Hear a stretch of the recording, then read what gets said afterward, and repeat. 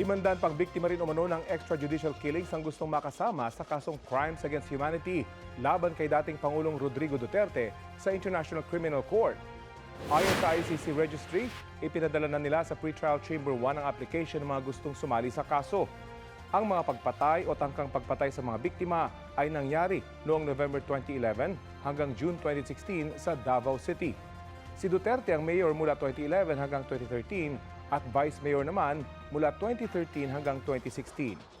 Pangulo na si Duterte nang mangyari ang tinaguriang extrajudicial killings noong June 2016 hanggang March 2019 bago kumalas ang Pilipinas sa ICC. Pinadidisqualify naman ng Duterte Defense Team sa ICC ang tatlong abogado ng mga biktima umano ng war on drugs.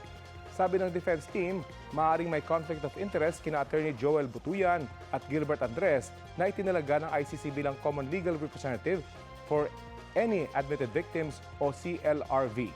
At ang pagpili raw nila Butuyan at Andres kay Attorney Nicolene Arcaina bilang case manager at isa pang tungkulin na hindi isinapubliko. Git ng defense team, may conflict of interest ang papel ni Arcaina sa kaso ni Duterte dahil posibleng makakuha ang kampo ng mga biktima ng ebidensyang maaaring magpawalang sala sa dating Pangulo. Pwede nila itong makaapekto sa integridad ng proceedings sa kaso.